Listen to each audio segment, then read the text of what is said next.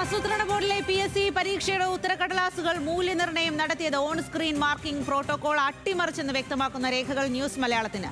പരീക്ഷാ നടപടിക്രമങ്ങളെ സംബന്ധിച്ച് ലോഗിൻ ഫയലുകളും PSC ആസ്ഥാനത്ത് നിന്ന് അപ്രത്യക്ഷമായി. ഓരോ ചോദ്യത്തിനും ഇരട്ട മൂല്യനിർണ്ണയം നടത്തിയിട്ടും ക്രമക്കേട് കണ്ടെത്താത്തതിൽ ദുരൂഹതയുണ്ട്. അനുരു അശോകനാണ് വിവരങ്ങളുമായി ചേരുന്നത്.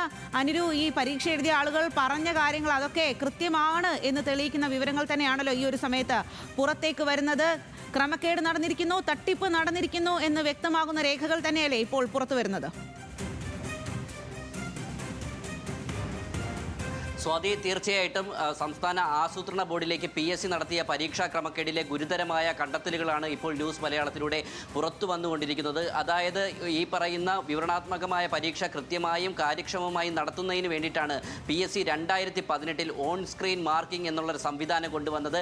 ഇതിനു വേണ്ടിയിട്ട് 2018 തന്നെ ഒരു പ്രോട്ടോകോൾ നിശ്ചയിച്ചിരുന്നു. എന്നാൽ ഈ പ്രോട്ടോകോളൊക്കെ അട്ടിമറിച്ചുകൊണ്ടാണ് സംസ്ഥാന ആസൂത്രണ ബോർഡിലെ 3 തസ്തികകളിലേക്ക് പൊതുപരീക്ഷയുടെ മൂല്യനിർണ്ണയം PSC നടത്തിയത് എന്നാണ് നമുക്ക് മനസ്സിലാക്കുന്നത്. അതായത് 100 മാർക്കിൻ്റെ പരീക്ഷയിൽ 58 മാർക്കിനും മൂല്യനിർണ്ണയം നടത്താതെയാണ് 42 മാർക്കിന് മാത്രം ഉത്തരങ്ങൾ പരിശോധിച്ചുകൊണ്ട് ഇടത് സംഘടനാ നേതാവിനെ 1ാം റാങ്കിലേക്ക് എത്തിച്ചുകൊണ്ട് PSC നിയമന ശുപാർശ കൈമാറുകയും ഇടത് സർക്കാർ നിയമനം നടത്തുകയും ചെയ്തത്. ഇതിൽ ഗുരുതരമായ കണ്ടെത്തലെന്ന് പറയുന്നത് ഇത് സംബന്ധിച്ചിട്ട് ഈ പരീക്ഷാ നടപടിക്രമങ്ങളെ സംബന്ധിച്ചിട്ടുള്ള ലോഗിൻ വിവരങ്ങൾ PSCയിൽ നിന്ന് അപ്രത്യക്ഷമായിരിക്കുന്നു എന്നുള്ള ഒരു പ്രധാനമായ കണ്ടെത്തലാണ്. കൂടാതെ ഇത്തരത്തിൽ ഉദ്യോഗാർത്ഥികളുടെ ഉത്തരക്കടലാസുകൾ സ്കാൻ ചെയ്ത് മൂല്യനിർണ്ണയത്തിന് നൽകുമ്പോൾ കൃത്യമായി ഓരോ അധ്യാപകൻ മൂല്യനിർണ്ണയം നടത്തുന്ന വിവരങ്ങൾ മാർക്ക് രേഖപ്പെടുത്തിയ ശേഷം PSC ആസ്ഥാനത്തേക്ക് അറിയാൻ കഴിയും. അതിൽ കൃത്യമായ ഒരു ടാബുലേഷൻ കോളം തന്നെ ഉണ്ട് എന്നുള്ളതാണ് കണ്ടെത്തൽ. അതിൽ എത്ര മാർക്കിന് മൂല്യനിർണ്ണയം നടത്തി, എത്ര മാർക്കിന് മൂല്യനിർണ്ണയം നടത്തിയില്ല എന്നുള്ള വിവരങ്ങൾ കൂടി ആ രേഖകളിൽ നിന്ന് ലഭിക്കും. പക്ഷേ ഇതൊന്നും PSC ആസ്ഥാനത്ത് പരീക്ഷാ വിഭാഗം പരിശോധിച്ചില്ല എന്നുള്ളതാണ് കണ്ടെത്തൽ.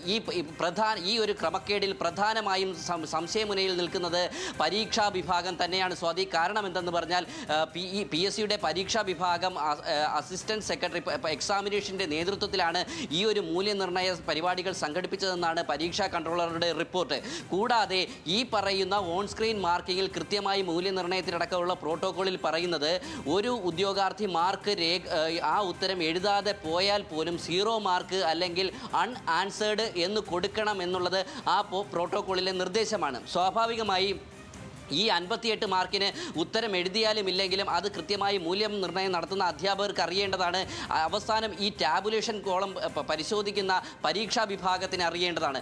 എന്തായാലും ഇതിലൊരു വലിയ ക്രമക്കേട് ഉണ്ട് എന്നുള്ളതാണ് മനസ്സിലാക്കേണ്ടത്. 2018 ഇപ്പോൾ PSC ചെയർമാനായിരിക്കുന്ന MR ബൈജു PSC മെമ്പറായിരിക്കെയാണ് ഇത്തരത്തിലൊരു പരീക്ഷാ രീതി PSCയിലേക്ക് കൊണ്ടുവന്നത്. നേരത്തെയൊക്കെ ഈ പറയുന്ന വിവരണാത്മകമായ പരീക്ഷ അധ്യാപകർ നേരിട്ട് നടത്തുന്ന മൂല്യനിർണ്ണയത്തിലൂടെയാണ്. എന്നാൽ ഈ ഓൺ സ്ക്രീൻ മാർക്കിംഗ് വന്നതോടുകൂടി ഒരു ഉത്തരം തന്നെ ഇരട്ട മൂല്യനിർണ്ണയം നടത്തുന്ന ഒരു ഉത്തരം 2 അധ്യാപകർ പരിശോധിച്ചിട്ട് പോലും ഈ ക്രമക്കേട് പുറത്തു വന്നില്ല എന്നുള്ളത് വലിയ ഒരു ഗൂഢാലോചനയാണ്. എന്തായാലും ഇക്കാര്യത്തിൽ ക്യാമ്പ് ഓഫീസറായ ജോയിന്റ് സെക്രട്ടറിയെയും കൂടാതെ ഡെപ്യൂട്ടി സെക്രട്ടറിയെയും ഈ എക്സാമിനേഷൻ്റെ മൂല്യനിർണ്ണയത്തിൻ്റെ മൊത്തം ചുമതലയുണ്ടായിരുന്ന ഉദ്യോഗസ്ഥരെയും PSCയുടെ വിജിലൻസ് വിഭാഗം ചോദ്യം ചെയ്യും. സ്വാതി, ശരി.